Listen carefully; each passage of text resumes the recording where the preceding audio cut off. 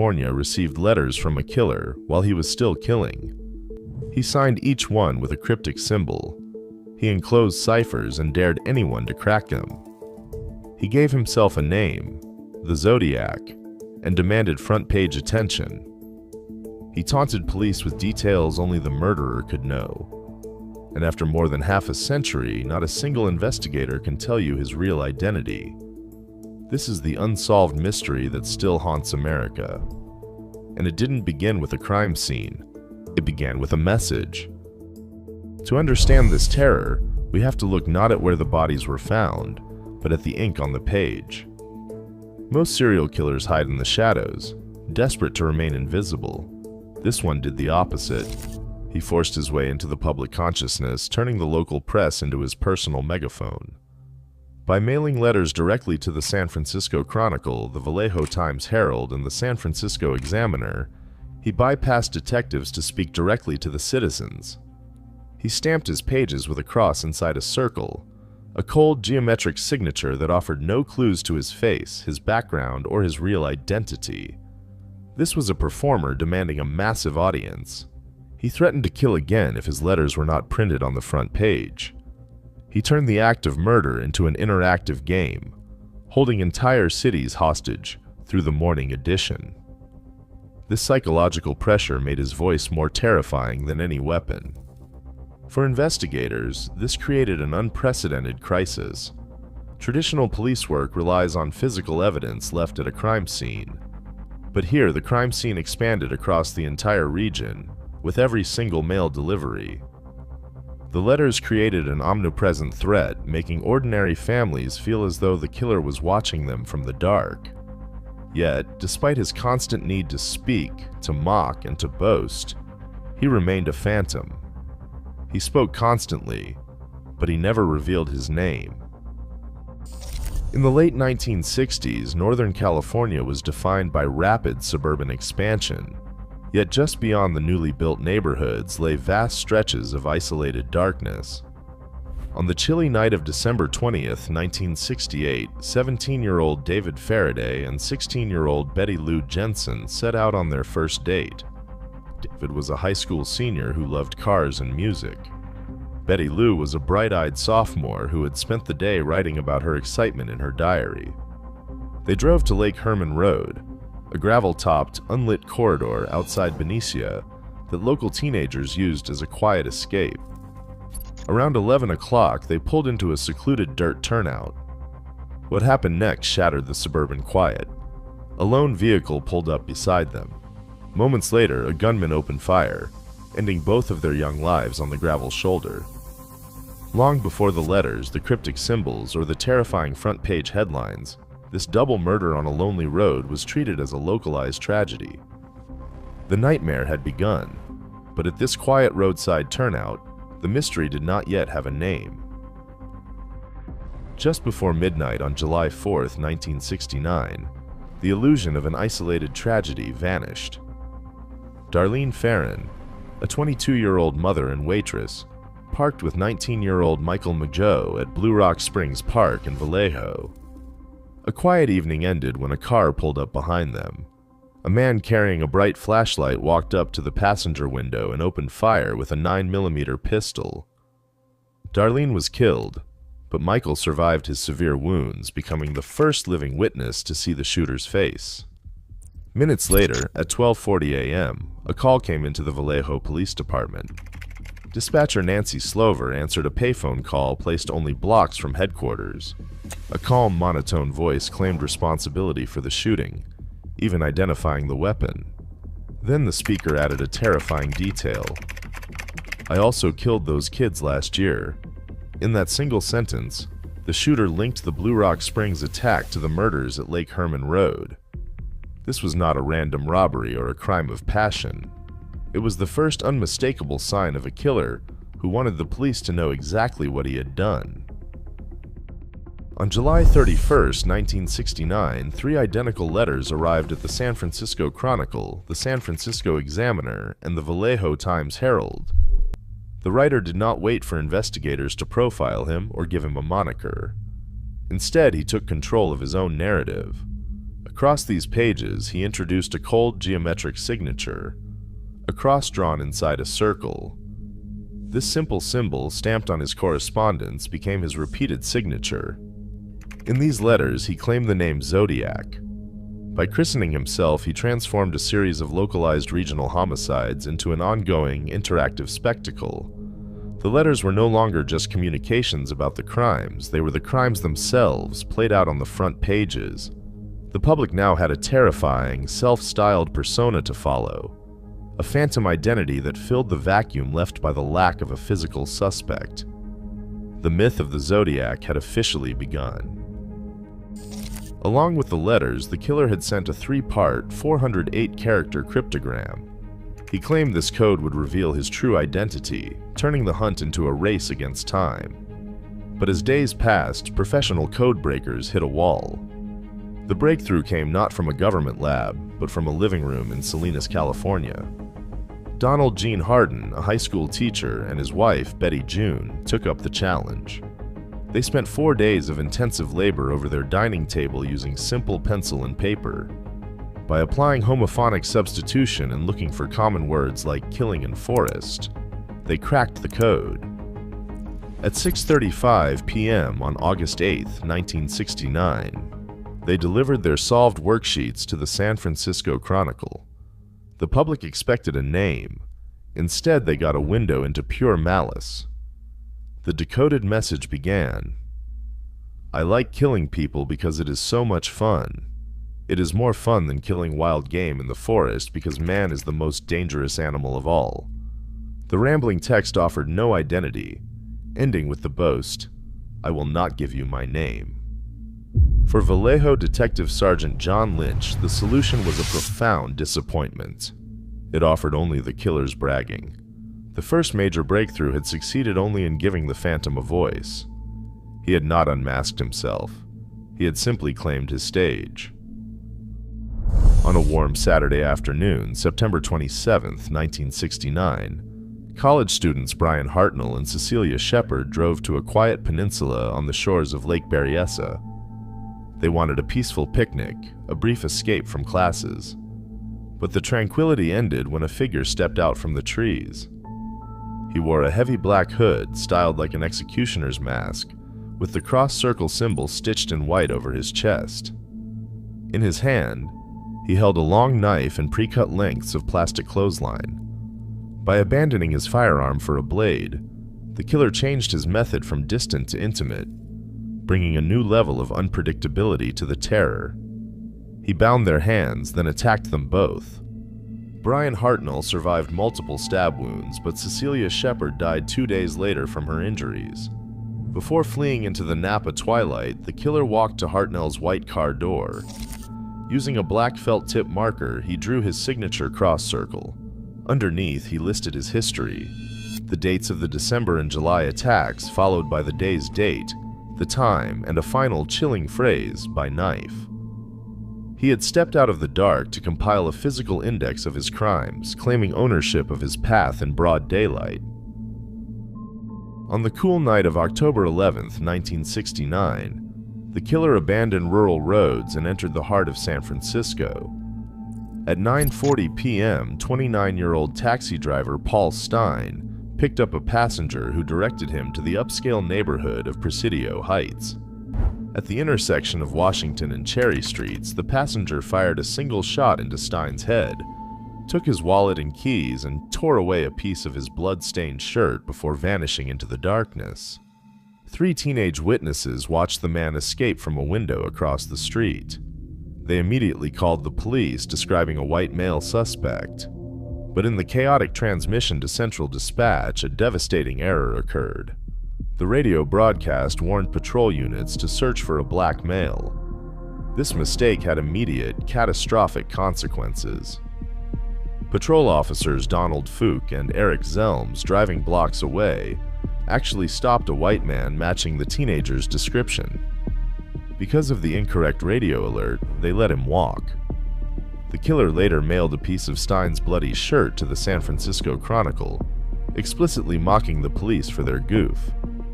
Paul Stein would be the final confirmed victim, but this urban strike showed the killer could adapt his methods to any environment, while a single communication failure allowed him to escape forever. The hunt for the killer was no longer a standard homicide investigation. It was a sprawling bureaucratic puzzle. Because the crimes occurred across county lines, the case was fractured among the Vallejo Police Department, the Napa County Sheriff's Office, and the San Francisco Police Department. Files were scattered, evidence was shared slowly, and no single agency held total control. Into this chaotic vacuum stepped San Francisco Homicide Inspector Dave Toschi, a detective whose upside-down shoulder holster and intense style quickly made him the public face of the manhunt. But as detectives chased dead ends, a different kind of investigation took shape inside the offices of the San Francisco Chronicle. A young political cartoonist named Robert Graysmith became consumed by the case, collecting every letter, scrap of evidence, and police lead. The press had transitioned from reporting the news to actively participating in it, printing the killer's demands and feeding a growing public fascination. With every published letter, the real-world killer began to fade, replaced by a self-perpetuating myth that outgrew the active police files. Of the thousands of tips that flooded police departments, one name repeatedly cut through the noise: Arthur Lee Allen. A former elementary school teacher and convicted child molester, Allen first drew police attention in 1971. The circumstantial overlap was striking. He wore a Seawolf wristwatch, the very brand whose cross-circle logo matched the Zodiac signature. He owned a windbreaker similar to the one seen at Lake Berryessa, drove a car matching suspect descriptions, and lived near the site of the first attacks. In 1979, he failed a polygraph test when questioned about the letters. To many investigators, and later to the public, the puzzle pieces seemed to fit perfectly, but a criminal case is built on proof, not coincidence, and the case against Allen fractured under close examination. Surviving victim Michael Mageau pointed to Allen's photo in a lineup, but other witness statements created sharp contradictions. Kathleen Johns, who escaped a late-night abduction, described her attacker as a black male, whereas Allen was white. The physical evidence repeatedly failed to connect. Experts analyzed Allen's handwriting against the killer's letters and found no match. His fingerprints and palm prints did not match the latent prints lifted from the taxicab or the envelopes. Decades later, when scientists extracted touch DNA from the stamps, Allen's genetic profile was entirely excluded. Without a direct physical link, prosecutors could not establish a provable chain of evidence. Despite executing multiple search warrants on Allen's home, police never found a matching weapon or direct forensic tie. Other names frequently surfaced in the media, men like Richard Gaikowski, Lawrence Kane, and Don Chaney, but these served more as fuel for public obsession than as viable leads. No one was ever charged. Arthur Lee Allen died in 1992, taking whatever secrets he held to his grave. The suspect who dominated the public imagination remained, in the eyes of the law, an innocent man. In December 2020, 51 years after it was mailed to the San Francisco Chronicle, the Zodiac's most notorious puzzle finally broke.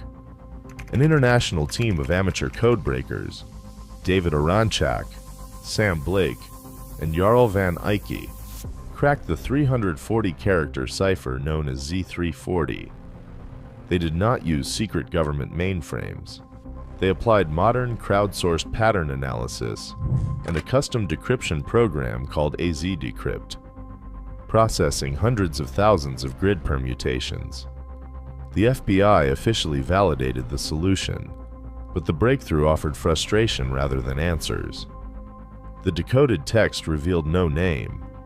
Instead, it only rebroadcast the killer's chilling, boastful voice, declaring that he was not afraid of the gas chamber because it would send him to paradise. While the cipher fell to computational mathematics, detectives turned to molecular biology. Vallejo investigators sent original mailings to forensic labs for advanced touch DNA testing. searching for microscopic skin cells and saliva traces left on stamps and envelope flaps.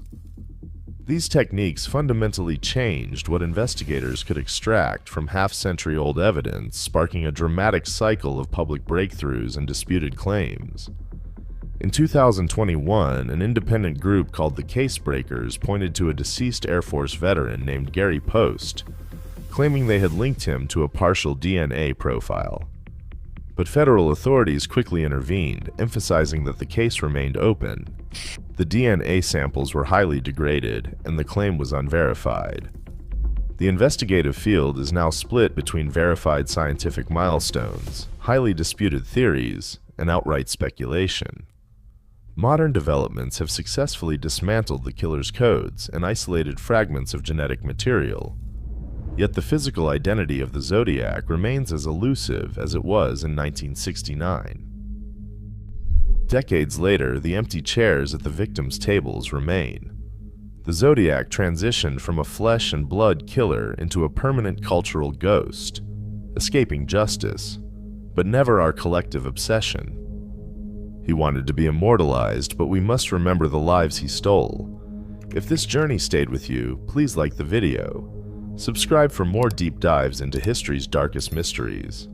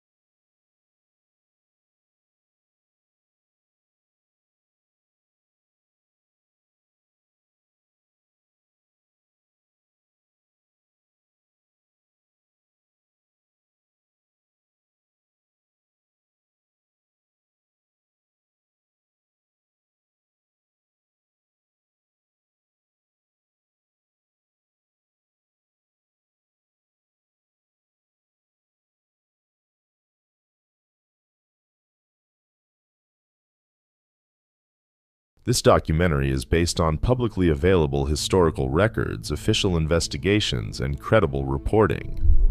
Some details remain disputed. At 1:23 a.m. on April 26, 1986, reactor number 4 at the Chernobyl nuclear power plant exploded during a late-night safety test. But the disaster was not caused by one single mistake. It was the final result of a chain of decisions, design flaws, misunderstood reactor behavior, and a system that had given the people inside the control room very little room for error. To understand what went wrong, we have to look at what was supposed to go right. The test scheduled for reactor number 4 on April 25, 1986 was designed to solve a dangerous safety gap. If the external power grid ever failed, the station's emergency diesel generators would take about 50 seconds to start up. In a high-power nuclear reactor, 50 seconds without cooling water can easily lead to a core meltdown. Plant designers wanted to prove that the spinning, kinetic momentum of a coasting turbine generator could bridge this window, generating enough electricity to keep the vital water pumps running until backup power came online. Since the reactor was already scheduled for a routine maintenance shutdown, managers decided to run this experiment during the power descent, but unexpected grid demands delayed the test for 9 hours, pushing the execution deep into the night. At 11:10 p.m., the day shift handed operations over to the night crew, led by Supervisor Alexander Akimov and Deputy Chief Engineer Anatoly Dyatlov. This incoming team was expected to execute a highly specialized safety test, yet they had never received formal written instructions or proper training for this scenario. Instead, they had to rely on a draft procedure, stepping into a complex operation with a plan that was still being written as they went.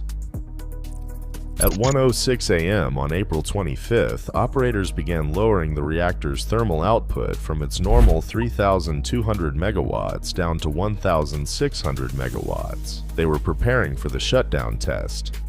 But at 1:05 p.m., the Kiev grid dispatcher intervened. Another regional power station had unexpectedly tripped, and the grid needed Chernobyl's electricity.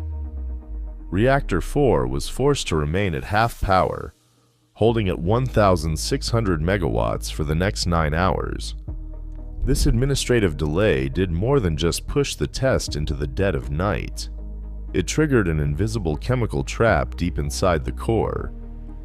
Under normal high-power operation, a highly potent neutron-absorbing isotope called xenon-135 is constantly produced as a byproduct of fission, but it is quickly burned away by the intense neutron flux.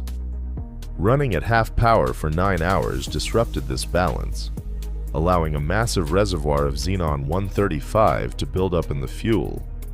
When the grid dispatcher finally cleared the plant to resume the power reduction at 11:10 p.m., the incoming crew aimed to stabilize the reactor at 1,000 megawatts.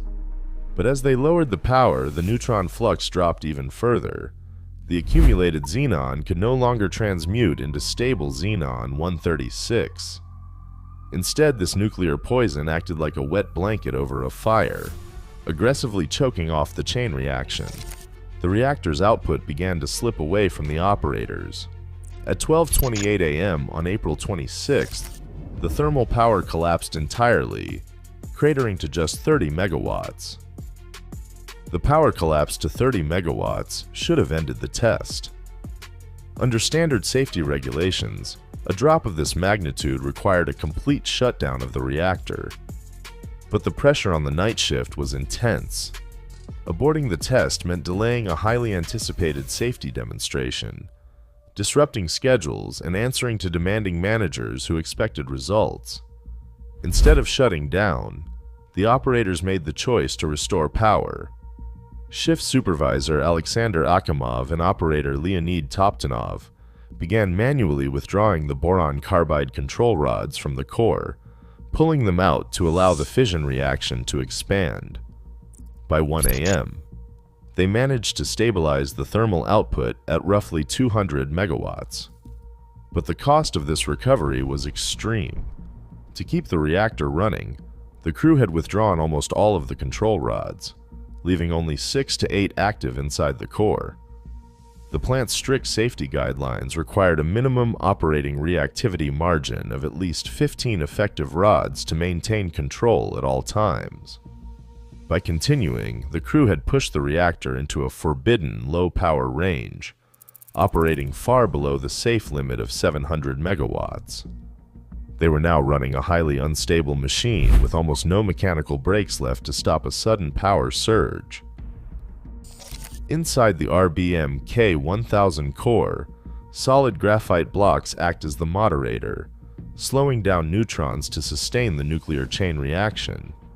To carry away heat, ordinary light water circulates through the fuel channels. But this water does double duty. It also acts as a neutron absorber, dampening the reaction. When the reactor operates under these specific conditions, the water begins to boil, creating pockets of steam, or voids. Unlike liquid water, steam cannot effectively absorb neutrons. Because the solid graphite remains in place, neutrons continue to be moderated, but there is no longer enough liquid water to absorb them.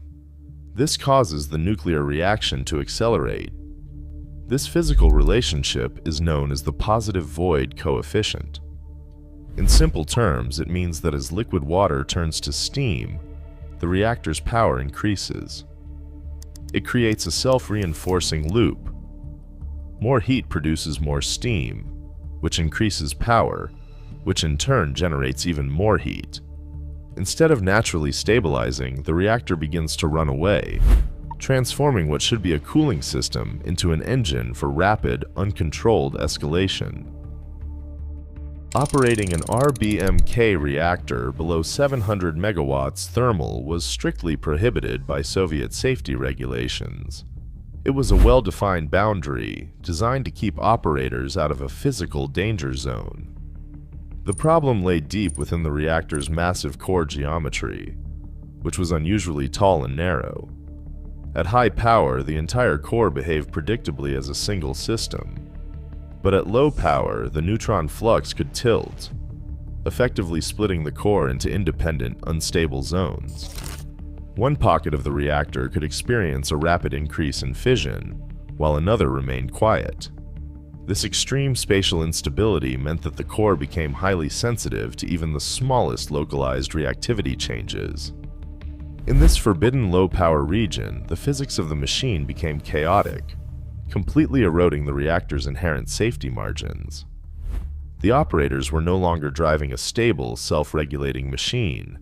They had entered a realm where the reactor's physical design provided no defensive cushion, leaving them highly vulnerable to any sudden, localized shift in power. The physical construction of the RBMK-1000's control rods contained a hidden vulnerability that would only reveal itself under these low-power conditions. To control the nuclear chain reaction, the reactor relied on 211 control rods. The primary function of these rods was to absorb neutrons and slow down fission. For this reason, the main body of each rod was made of boron carbide, a highly effective neutron absorber. But the way these rods were assembled introduced a dangerous complication. Because the reactor core was exceptionally tall, designers wanted to make sure that when a control rod was fully withdrawn, water did not fill the empty channel and absorb too many neutrons. To prevent this, engineers attached a 5-meter-long graphite block, known as a displacer, to the bottom of each boron carbide rod. Under normal operations, this setup worked well. When a rod was fully withdrawn, the graphite displacer sat directly inside the core, replacing water and helping to keep the reactor running efficiently. But this meant that when the emergency shutdown button, known as AZ5, was pressed, the rods had to travel a long distance downward. As the rods began their descent, the graphite displacers entered the lower part of the core first, before the boron carbide absorbers could reach the fuel. For the first 1 to 2 seconds of insertion, this graphite displaced the water at the bottom of the channels. Since graphite is an excellent moderator and water is a mild absorber, this movement temporarily increased the rate of fission in the lower core. During standard high-power operation, this brief spike in reactivity lasted only a moment and was harmless. But in an unstable, xenon-poisoned reactor operating far below safe limits, this design characteristic would behave very differently. At 1:03, the crew shut down the automatic emergency core cooling system. They closed the isolation valves to prevent a sudden flood of cold water from thermal shocking the reactor, which they feared would disrupt the turbine rundown measurements. While standard for this specific test protocol, this decision turned off the plant's primary safety net. Next, operators bypassed the automatic shutdown triggers linked to the steam valves and turbine status, switching the automatic regulator to manual control. This meant the reactor would no longer scram on its own if the turbines stopped spinning. The operators wanted to prevent premature trips from interrupting their window of observation, but their actions dismantled the passive defenses of the RBMK. By disabling these automatic safety loops, the crew removed the active safeguards that could have overridden manual control. They were now operating a highly temperamental machine without its automatic emergency brakes, relying entirely on manual instruments and human reflexes to detect a runaway reaction before it was too late. Behind these choices lay a rigid decision-making environment. Deputy Chief Engineer Anatoly Dyatlov operated under intense institutional pressure to complete this long-delayed test. In the Soviet industrial system, failing to deliver results or delaying schedules carried severe professional consequences. This administrative environment prioritized production over safety, leading Dyatlov to repeatedly order the night crew to continue even as the reactor resisted their efforts. The operators themselves lacked the engineering knowledge to recognize the danger. Their training had not prepared them for low-power operations, and they had no access to simulation tools to model the core's erratic behavior. Specific physical realities remained hidden from them. The Soviet scientific establishment had never informed its reactor operators about the positive void coefficient or the graphite tip scram effect. The crew believed they were managing a stubborn, underpowered machine. They did not know that their training, their documentation, and the culture of secrecy had left them entirely defenseless. At exactly 1:23:04 on the morning of April 26th, the turbine rundown test began. The operators closed the emergency valves, cutting the flow of steam to the turbine generator. As the massive turbine began to coast down, the power supply to the main circulation pump started to drop. This slowed the flow of cooling water through the reactor core. With less water passing through the fuel channels, the heat quickly turned the remaining liquid into steam. These newly formed steam voids stopped absorbing neutrons. Because of the positive void coefficient, the fission rate began to climb, causing the reactor's thermal power to drift upward. At 1:23:40, shift supervisor Alexander Akimov decided to stop the test and stabilize the core. He ordered the activation of the AZ-5 emergency shutdown. Leonid Toptanov pressed the button, sending the 211 control rods descending into the core. But the reactor was already in an extremely unstable, highly voided state. As the control rods entered the core, their 5-meter graphite displacers went in first, momentarily displacing water at the bottom of the fuel channels. This triggered a massive localized reactivity spike in the lower half of the core. The thermal power surged from 200 megawatts to an estimated 30 gigawatts, nearly 10 times the reactor's design capacity. The intense heat instantly vaporized the remaining coolant, generating a massive pressure front that ruptured the zirconium fuel channels. At approximately 1:23:45, a violent steam explosion blasted off the 1,000-ton upper biological shield, tearing through the roof of the reactor hull. Seconds later, a second, even larger explosion destroyed the building entirely, ejecting burning graphite and highly radioactive fuel into the night sky. The double blast instantly ruptured the reactor's pressure tubes, shattering the core's internal structure. The physical force of the steam expansion hurled the 1,000-ton upper biological shield, an immense steel lid codenamed Elena, completely sideways, leaving it wedged at a steep angle over the ruined reactor well. Because Reactor 4 was housed in a standard industrial hall rather than a steel-reinforced containment dome common in Western plants, there was no secondary protective barrier to hold the debris inside. Burning graphite blocks and highly radioactive fission products escaped directly into the open air, carried upward by a rising thermal plume. Yet, inside the control room, the crew remained almost entirely blind to the destruction. The shockwave shattered windows and shook loose plaster from the ceiling, but the instruments they relied on to monitor the core were either destroyed or frozen. Radiation meters pegged at their maximum limits or failed completely, while water flow indicators showed dead dials. To shift supervisor Alexander Akimov and deputy chief engineer Anatoly Dyatlov, an exploded reactor was physically impossible under Soviet physics. They assumed the damage came from a localized steam explosion in the cooling tanks, convinced the core remained intact. This fatal misconception would dictate every decision made over the next few hours, leaving them struggling to grasp that Reactor 4 had already ceased to exist. At 1:28 a.m. on the morning of April 26, just 5 minutes after the twin explosions tore through Reactor 4, the first regional firefighters arrived at the scene. They found a conventional battleground. The roof of the turbine hall was ablaze, threatening to spread to the adjacent Reactor 3. This was a hazard they knew how to fight. What they did not know, and what their standard canvas gear offered no protection against, was that they were stepping into an invisible, lethal field of ionizing radiation. Among the early responders was Pripyat firefighter Petro Shavry. Like his colleagues, Shavry had never received training on radiological hazards. To these men, the immediate task was simple: contain the flames. They climbed ladders, hauled heavy hoses, and walked directly onto the ruined roof of the reactor building, surrounded by scattered blocks of burning graphite. Inside the plant, surviving operators and engineers struggled alongside the firefighters. These workers were not mythical caricatures or disposable volunteers. They were ordinary employees attempting to secure their workplace under impossible conditions. Many stayed at their posts to pump cooling water into what they believed was a damaged but intact reactor core, unaware that the core was completely gone.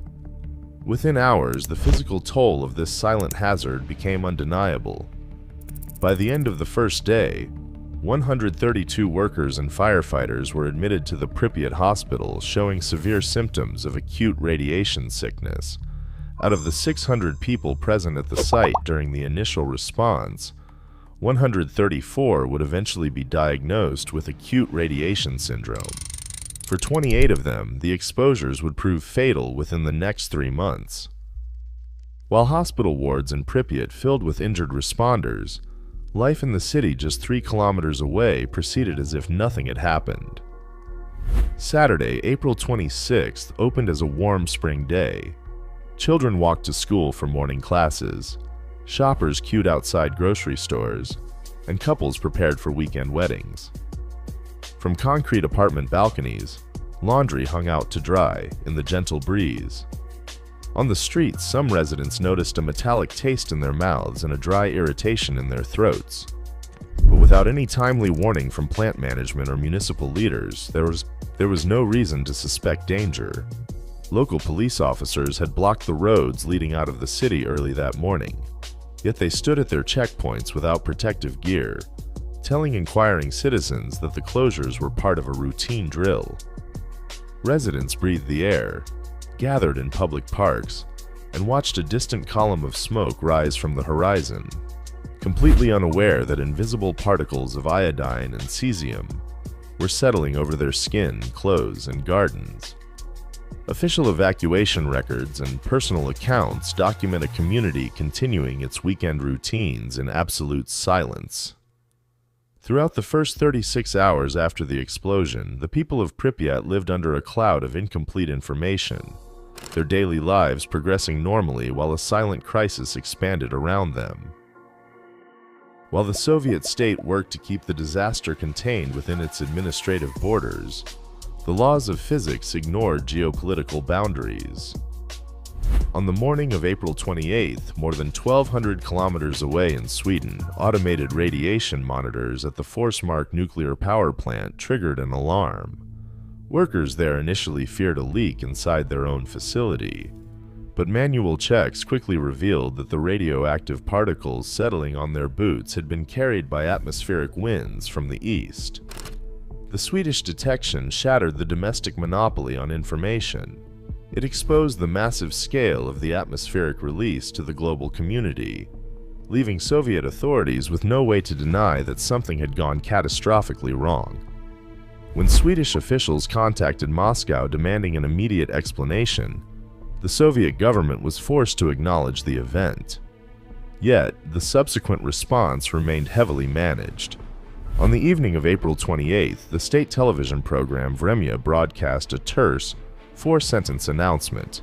An accident had occurred, a reactor was damaged, and measures were being taken. This minimal disclosure did more than just delay international cooperation. It severely restricted what local populations and administrative institutions could know about the dangers they faced. By withholding raw radiological measurements and mapping data, the state prevented a realistic risk assessment, keeping its own citizens in a state of enforced ignorance, while the invisible plume drifted across the continent.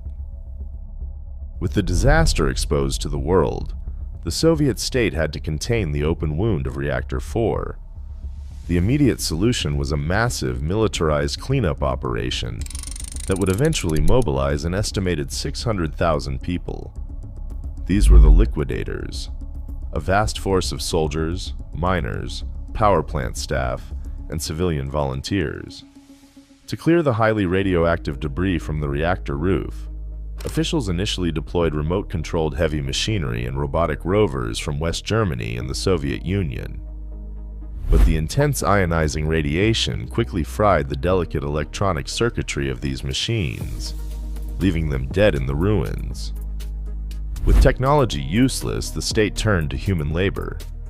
Soldiers and workers nicknamed biorobots were sent onto the roof of the adjacent Reactor 3. Clad in makeshift lead sheets sewn onto standard uniforms, these men faced radiation fields so intense that their shifts were limited to just 90 seconds. Armed with heavy shovels, they ran into the debris, scooped up chunks of highly radioactive graphite and fuel, threw them back into the exposed core, and ran back. This grueling human chain worked in tandem with engineers constructing the original sarcophagus. By December 1986, after pouring hundreds of thousands of cubic meters of concrete and assembling massive steel panels under lethal conditions, the ruins of Reactor 4 were finally sealed in a temporary tomb. The immediate crisis was contained, but the risk had been paid for in human health and lives. 30 plant workers and firefighters died from blast injuries and acute radiation syndrome in the immediate aftermath of the explosion.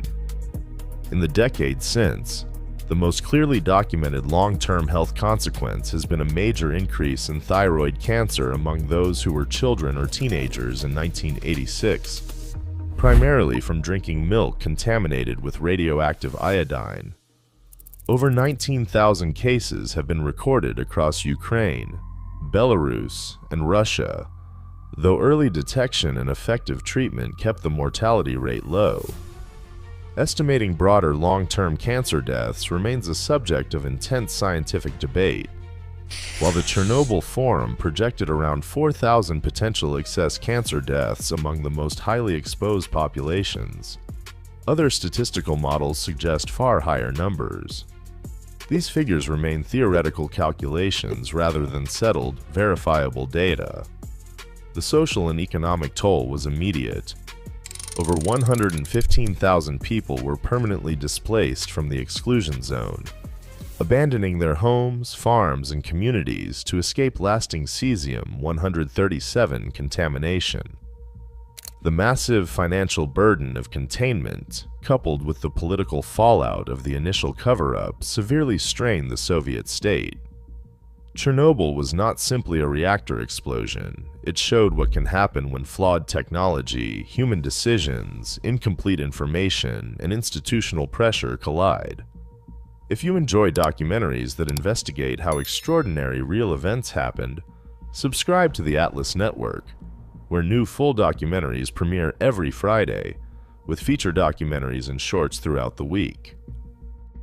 The official assessment of what caused the disaster changed significantly in the years following the explosion. Initially, the Soviet state and early international reports, like the 1986 INSAG-1 document, placed almost exclusive blame on the operating crew, citing serious safety violations. But as more technical data emerged, this narrow explanation collapsed. By 1992, the revised INSAG-7 report reframed the catastrophe as a systemic failure rather than simple operator error. Investigators recognized that the RBMK's underlying design flaws, specifically its positive void coefficient and the hazardous characteristics of the control rods, created an unforgiving machine. Later assessments expanded to criticize the broader Soviet safety culture, pointing to inadequate operating procedures and intense institutional pressure that prioritized production over caution. Instead of blaming a single villain, modern analysis views Chernobyl as a multifactorial failure, where flawed technology and human actions collided within an environment of institutional secrecy. Today, the exclusion zone remains a quiet monument. In Pripyat, nature slowly reclaims concrete blocks and abandoned playgrounds. Over Reactor 4, The new safe confinement arch stands as a 100-year shield, protecting against the remaining hazards locked inside through constant monitoring. This ongoing vigil exposes the practical safety criteria of the modern age: the absolute necessity of transparent information, sound design, realistic procedures, and the freedom to challenge unsafe decisions. Chernobyl was not simply a reactor explosion. It showed what can happen when flawed technology, human decisions, incomplete information, and institutional pressure collide. If you enjoy documentaries that investigate how extraordinary real events happened, subscribe to the Atlas Network, where new full documentaries premiere every Friday, with feature documentaries and shorts throughout the week. Today, the steel arch shields us from the ruins of Reactor 4, but no engineering can contain the human element. In an era still powered by split atoms, our greatest safeguard remains transparency. Chernobyl was not simply a reactor explosion. It showed what can happen when flawed technology, human decisions, incomplete information, and institutional pressure collide. What if the most dangerous places on Earth are not the ones we know nothing about, but the ones where what we do know is the most disturbing part? We investigated 10 locations spread across 5 continents: toxic lakes, radioactive wastelands, forbidden islands, battlefields that never stopped killing, and ranked them by one criterion: how strong is the evidence that you should never go there? The answer at number 1 carries a warning: no other entry on this list can match. We begin where the danger hides in plain sight, in the most visited desert in America. In the 10th place, Death Valley presents a danger that is completely documented rather than mysterious. This open desert basin is defined by extreme environmental hostility, where a single miscalculation can quickly become fatal. In 1913, meteorologists recorded a surface air temperature of 56.7 degrees Celsius, 134 degrees Fahrenheit, at Furnace Creek, a world record that stands to this day. When exposed to this level of heat, the human body struggles to cool itself, leading rapidly to severe dehydration, hyperthermia, and organ failure. While popular folklore sensationalizes stories of spontaneous combustion, the real threat is far more mundane and scientific: plain heat illness. Every summer, the National Park Service issues strict seasonal advisories and road closures as extreme temperatures trigger dozens of emergency rescues. Tourists frequently underestimate the vast distances in the dry air, which evaporates sweat before it can even be noticed. It is a stark reminder of how a familiar, accessible location can become a lethal trap through simple exposure. This harsh, arid climate shows how easily nature can overwhelm human biology, setting a baseline for the chemically hostile environments that lie ahead. Number 9. Lake Natron in northern Tanzania presents a hazard born of extreme chemistry. This isolated saline alkaline lake features water that regularly reaches a pH of 10.5, a caustic level equivalent to household ammonia. Saturated with natron salts and active sodium carbonate, the shallow water causes rapid skin desiccation and can blind unprotected eyes on contact. Popular legends claim the lake instantly petrifies any living creature that touches it, turning animals to stone. The scientific reality is more gradual. The high mineral concentration slowly encrusts and calcifies carcasses, leaving behind bone-dry, preserved specimens coated in a white, chalky residue. Despite this extreme hostility, the lake remains a protected habitat within the Natron Lake Game-controlled area.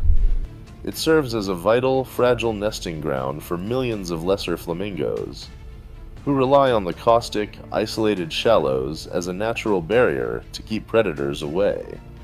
Trespassing into this remote, corrosive basin poses severe physiological dangers to travelers while threatening a highly sensitive breeding sanctuary.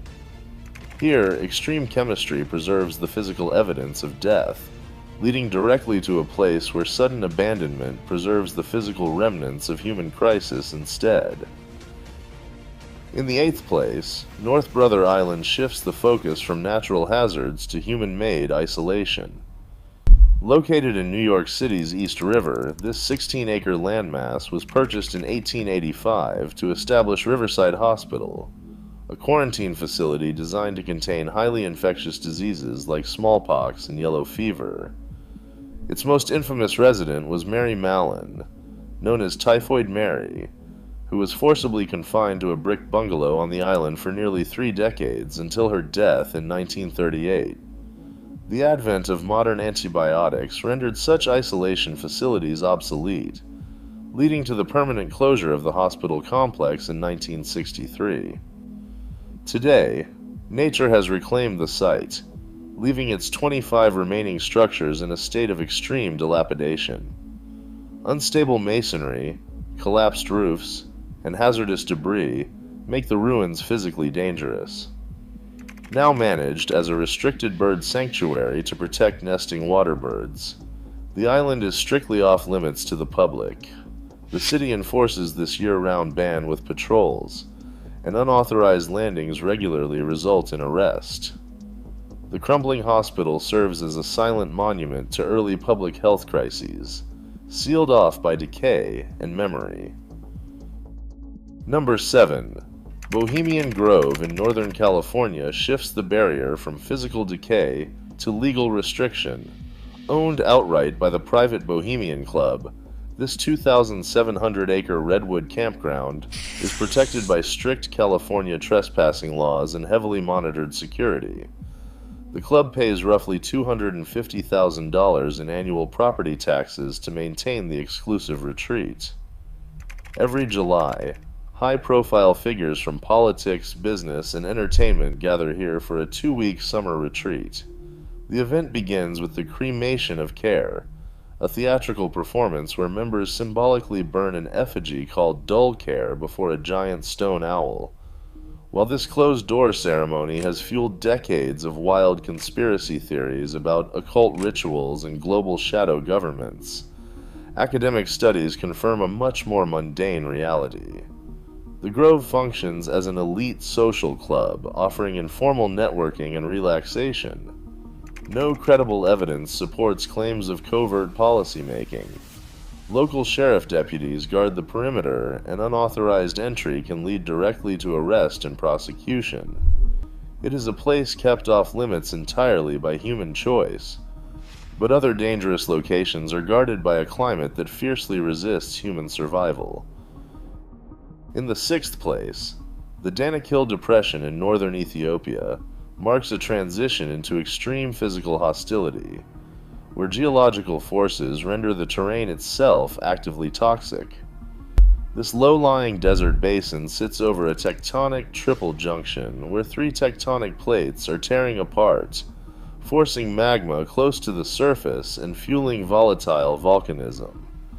Ground temperatures here regularly exceed 45 degrees Celsius, while active volcanic fissures vent invisible, heavy clouds of carbon dioxide and sulfur dioxide directly into the atmosphere. These toxic gases pool in low oxygen depressions, creating localized suffocation zones that can overcome unprotected travelers without warning. Nearby, active lava lakes bubble continuously, casting a dull red glow against the sprawling salt flats. Alongside the dangerous air, the Earth is physically unstable.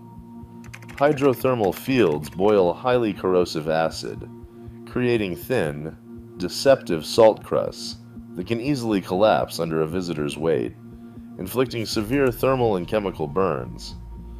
Yet, despite these hazards, Afar miners have worked in these harsh conditions for generations to manually carve out salt blocks, enduring the corrosive wind as part of their daily labor. Because of these severe geological threats, the Ethiopian government requires specialized security clearances and official permits for any foreign crews accessing the region. It is a territory where survival requires constant vigilance, a place where the physical planet itself actively resists human intrusion. Number 5. Zone Rouge in northeastern France is a landscape where the violence of a conflict remains active long after the guns fall silent. During World War I, intense artillery battles utterly destroyed this region, leaving behind a scarred terrain saturated with chemical weapons, lead, and millions of unexploded shells. Immediately after the 1918 armistice, the French government designated this land too physically and environmentally damaged for human use. Today, over a century later, roughly 100 square kilometers remain legally off-limits. This is not an empty forest. It is a buried minefield, where a single footstep can still trigger an explosion. The danger is so persistent that the specialized Service de Déminage must deploy remote-controlled robots to clear ordnance before any work is permitted. Alongside the blast risk, the ground itself is highly toxic. Localized arsenic levels in the soil reach up to 17 grams per kilogram, thousands of times higher than normal limits, creating a chronic soil pollution syndrome. French authorities strictly enforce the no-entry zones under laws dating back to 1919, imposing fines of up to 75,000 euros for trespassing. Once the ground itself has been weaponized, the scars of war refuse to heal, leaving a lethal legacy that outlives the conflict itself. Number 4. Ilha da Queimada Grande, widely known as Snake Island, presents an immediate biological hazard off the coast of Brazil. This 43-hectare island is the exclusive home of the golden lancehead, a critically endangered pit viper species. Thousands of years of isolation from mainland predators allowed these snakes to multiply rapidly, adapting to hunt migrating birds.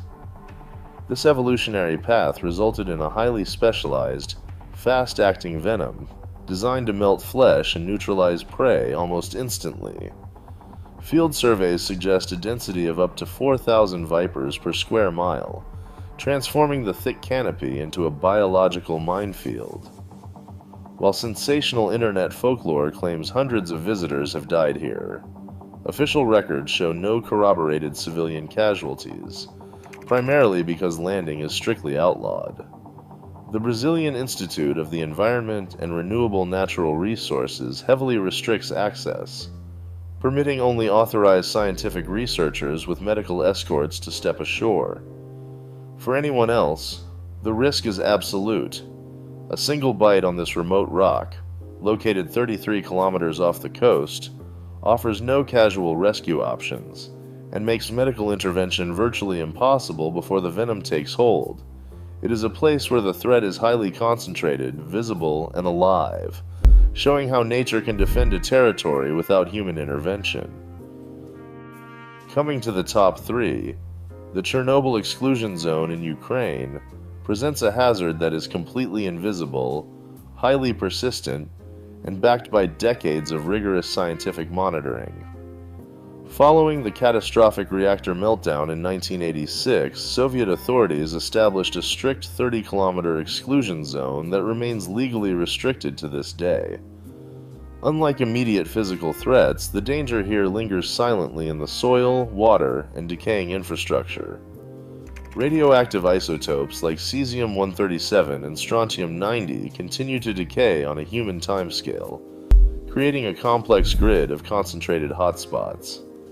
Environmental studies confirm that groundwater transport actively carries these radionuclides, while seasonal forest fires, such as those monitored between 2022 and 2023, temporarily loft contaminated ash back into the atmosphere. Despite these hazards, a rising wave of extreme tourism and curated imagery has created a false sense of safety. While visitors walk along approved paths, the real threat lies just feet away in unmonitored areas where radiation levels spike dramatically. Rumors of mutated wildlife are largely sensationalized. Scientists instead document a resilient ecosystem reclaiming the abandoned structures, though the underlying chemical instability remains. Ukrainian authorities continue to prosecute illegal trespassers who bypass security checkpoints, proving that once a disaster leaves an invisible map of danger, The territory remains restricted because the boundaries of safety are still being contested. In second place, Ramri Island off the coast of Myanmar represents a notorious intersection of wartime chaos and disputed history. The location is globally famous for what was once recognized as the worst crocodile disaster on record. According to a 1962 memoir by Canadian naturalist Bruce Stanley Wright, who served with an amphibious Allied unit during the 1945 battle, hundreds of retreating Japanese soldiers were systematically dragged down and devoured by saltwater crocodiles in the pitch-black mangrove swamps, leaving only 20 survivors out of nearly 1,000 men. Yet, historical archives tell a completely different story. Comprehensive reviews of British war diaries, military logs, and Japanese survivor testimonies reveal zero official documentation of any massive reptilian onslaught.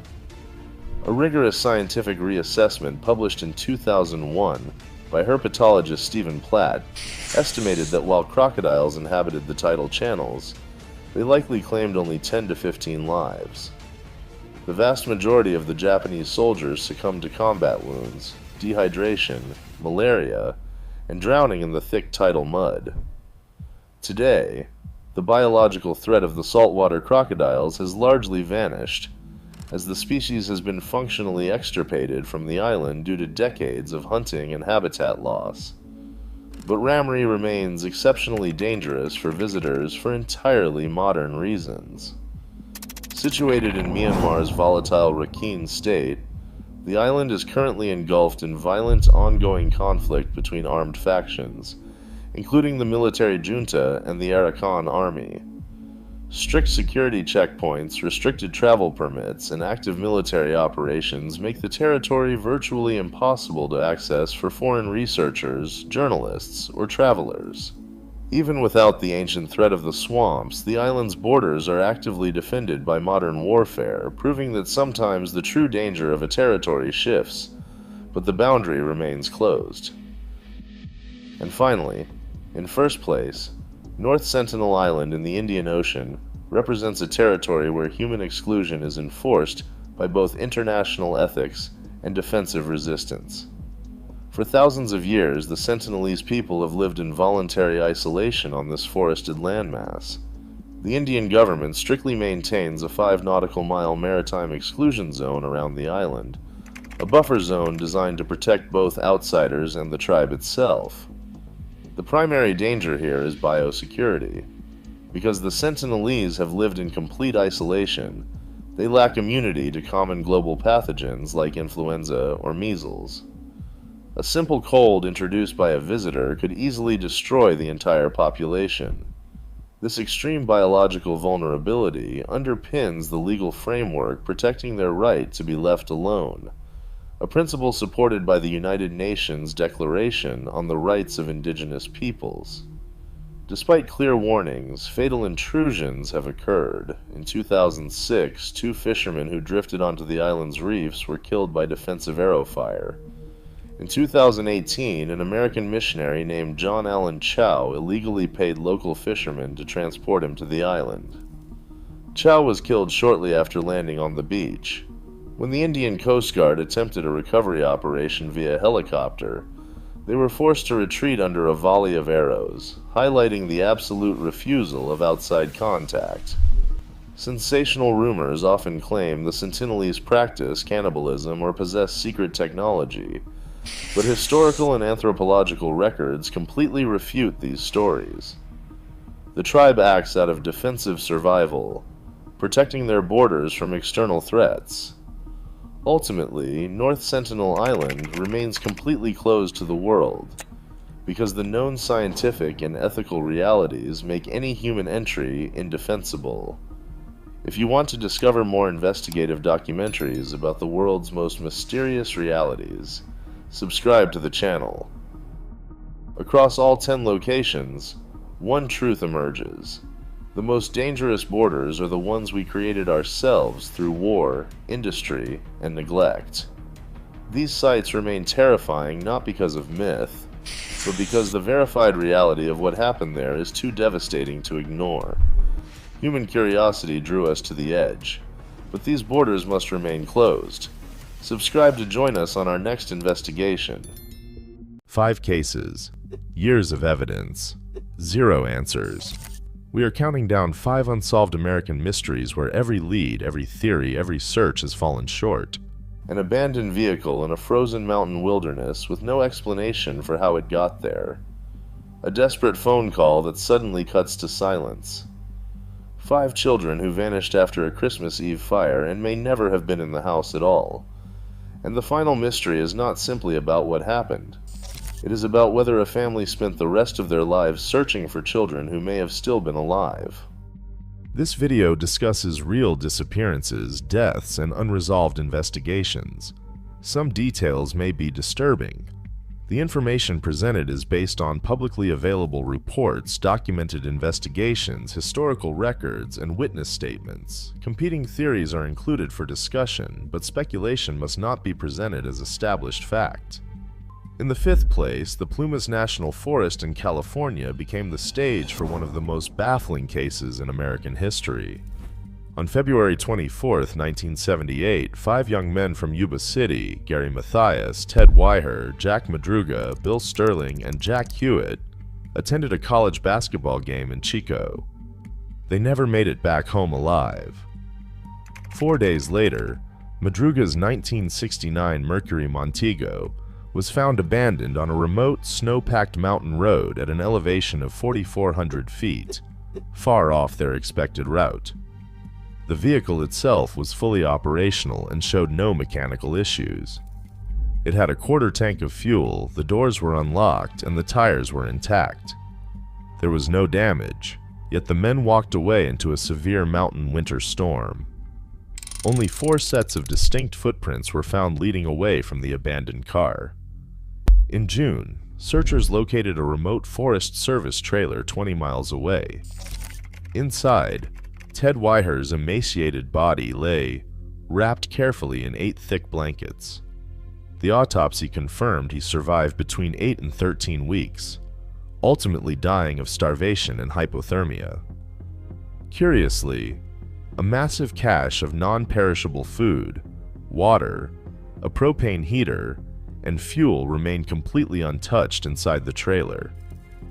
The skeletal remains of Madruga, Sterling, and Hewitt were eventually recovered in the surrounding woods, showing signs of animal scavenging. Gary Mathias's shoes were found abandoned inside the trailer, but his body was never located. All 5 men lived with mild intellectual disabilities or psychiatric conditions, including Mathias's schizophrenia, which required regular medication.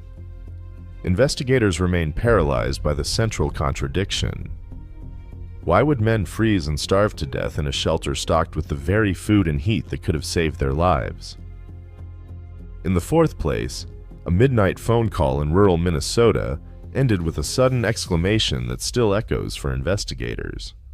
On May 14, 2008, 19-year-old Brandon Swanson was driving home to Marshall after celebrating the end of the college semester when he steered his Chevrolet Lumina into a sharp roadside ditch.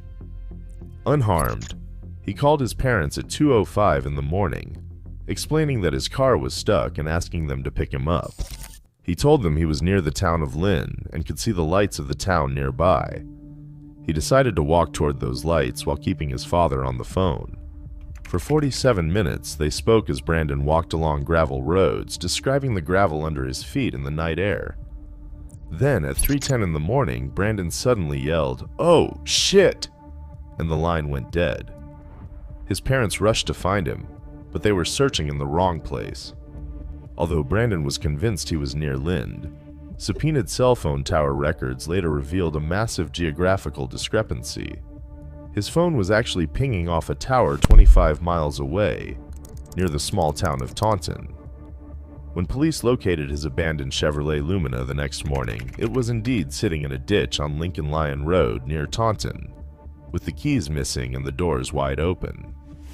Despite massive ground searches, aerial sweeps, and canine teams combing a 10-square-mile grid, searchers found no other trace of Brandon. Tracking dogs eventually followed his scent to the banks of the nearby Yellow Medicine River, leading authorities to suspect he might have fallen into the fast-flowing water and drowned in the darkness. Yet, extensive searches of the riverbed and downstream banks yielded no clothing, footprints, or remains.